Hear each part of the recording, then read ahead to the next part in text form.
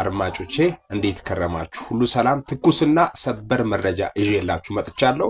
ቤቱን ፎሎ በማድረግ ጀምሩ። እናንተ እስኪ ይህን ቪዲዮ ሁላችንም አብረን ነው ዋንስ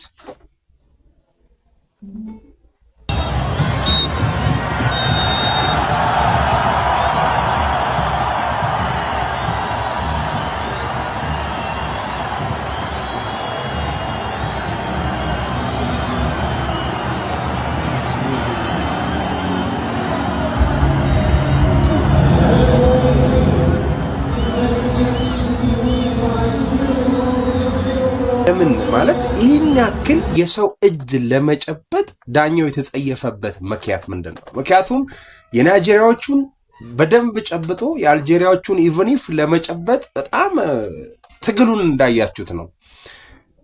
በቃ እንዴት ሰው ማለት ሰው ለመጨበጥ ይህን ያክል ሊሳቀቅ ይችላል?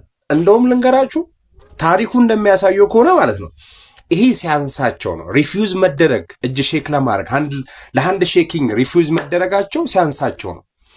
የምሬን ነው ማለት መጨበጥ ምናምን አለባችሁ ብላችሁ የምታስቡ ካላችሁ ትልቅ ታሪካዊ ስህተት ይሰራታችሁ ነው። ለምን እንደው ታውቃለህ?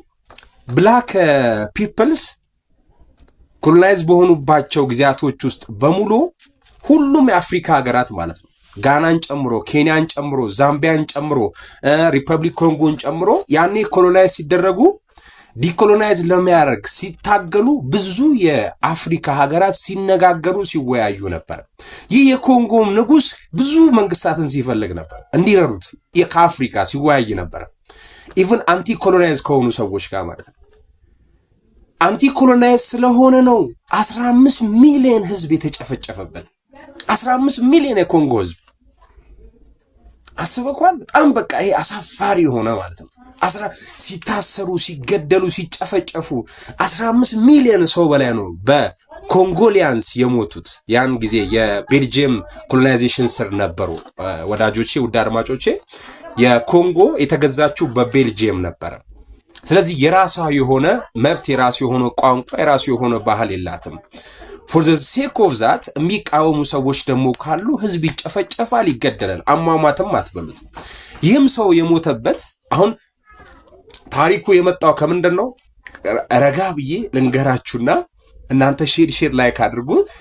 የጫዋታውን የአልጄሪያና የናይጄሪያን ጫዋታ ሃይላይትን መጨረሻ ላይ አስቀምጬላችኋለሁ። ይህም ጉዳይ የተነሳበትን ምክንያት ይሄው እዚች ጋር ቪዲዮን አረግላችኋለሁ። በደንብ በቪዲዮ አስደግፌ ስለማወራችሁ ስሙ።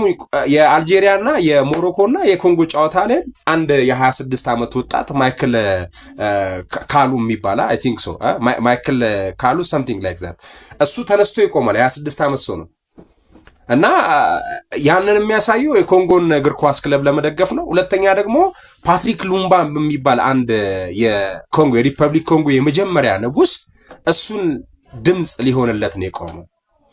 እና ድምጽ ለመሆን በሚቆምበት ኢቭን እሷን የሱ ስያሜ ዶክተር ሉምባ ተብሎ ይገኛል። ምክንያቱም ፓትሪክ ሉምባ ማለት የመጀመሪያው የሪፐብሊክ ኮንጎ ንጉስ ነው። ያኔ ሲገደል እሱ በአሰቃቂ ሁኔታ ሲቃወም ስለነበረ የቤልጂየምን ንጉስ ሲቃወም ስለነበረ እሱን አሰሩት። በሰልፈሪክ አሲድ አቃጥሎ ምናምን የገደሉት በጣም አሰቃቂ በሆነ ሞት ነው የሞተው። 15 ሚሊዮን ህዝብ የሞተውን ተውት። ይሄ ሰው የሞተበት መንገድ በጣም ሳይለንት አድርጎ ነው ያጠፉት። ስለዚህ የኮንጎ ህዝብ እግዚአብሔር ይስጠው ታሪኩን አላጠፋም፣ ምስጋና ቢስ አልሆነም። አደባባይ ላይ ሐውልት ሰርቶለት እንግዲህ ቲል ቱዴ ይመሰገናል ታሪኩ። ይሄም ሰው ያንን ለማስተዋወስ ነው ብድግ ብሎ የቆመው። ስለዚህ ይሄ የአልጄሪያው ነጫጭቦው መንበርከክ መገዛት አንዳንድ ጊዜ በነገራችን ላይ በሪያል ዓለምም የሚሰርቅ ሰውና የተሰረቀ ሰው ነው በጣም አክትም ያደርገው በጣም ማለት ነው።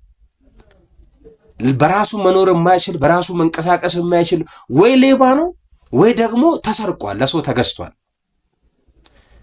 በዛ ነው አልጄሪያ ብድጋ እንበልካለን ማለት ነው። እንበልካለን አላቅም እኔ ዝም ብዬ ለጫዋታው ፈን ያልኩት አለ እንጂ እመኑኝ 15 ሚሊዮን የሞተበትን ታሪክ የማያቅ ሰው የለም።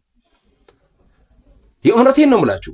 የማያቅ ሰው ካለ እንግዲህ ይሄን ታሪክ ሰምታችሁ ይሄ ልጅ አውቆ ነው ለጫዋታ ነው ያደረገው ብላችሁ ገምቱ። ብዙ ፖለቲካል ሰዎች አሉ ዓለማችን ላይ ብዙ ማለት ነው። በተለይ ይሄ ሴሌብሪቲ ያሉ ሰዎች ብዙ ነገር ያውቃሉ ከኛ ይልቅ ማለት ነው። ሆነ ብሎ ነው ልጁ ይሄን ያደረገው።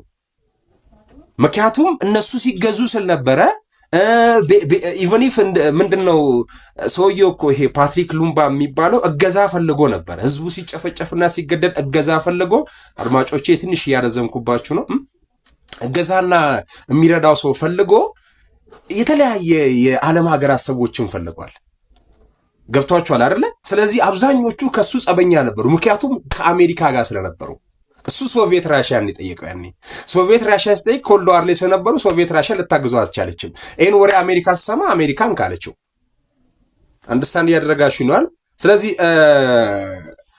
በጣም በሚገርም ሁኔታ ይህንን ነው ነገሮች በሱ ላይ እየመረሩ የመጡት ከዛ ቤልጂየምም ሌላ ሆነችባት ማለት ነው እና 15 ሚሊዮን ህዝብ የሞተበት ህዝብ ነው ጥቁር ህዝብን ነፃ ያወጣ የናይጄሪያው ህዝብ በጣም we gonna to say thanks for Nigeria ሁላችሁም ናይጄሪያ ያላችሁ ኮመንሴሽን አጥለቅለቁት እስቲ ሁላችሁም ማለት ነው ናይጄሪያ ትልቅ ቢግ ሃንድስ ፎር ናይጄሪያ ጥቁር ህዝብን በድጋሚ እንግዲህ የነጻነት የፍሪደም ሲምቦል ሆናለች ናይጄሪያ በዛሬው ዕለት ማለት ነው ዲፊት አርጋ 2-0 ይሄን ማይራባ ክለብ አሸነፋለች እኔ ምን መረጃ ላድርሳችሁ ብዬ ነው ዛሬም በመብት በእናት አባት በማንነት የሚመጣ ሰው ወዳጅ ዓለም መቃወምን እንዳትረሳ አንዴ በመትሞትበት ዓለም የራስን መብት አስከብረ ኑር አልጄሪያ መሸነፏ ዳኛው እምቢ ማለቱ በቃ ሚገርም ነው በቃ ሚገርም ስፖርት አፍኮን ላይ እዚህ ሲር ታሪክ ተሰርቷል ታንክስ ፎር ማይክል ካላ አይ ቲንክ ሶሪ ስሙን ተሳሳትኩ መሰለኝ ሶ ቴንክ ዩ ማለት እንወዳለን በድጋሚ you made history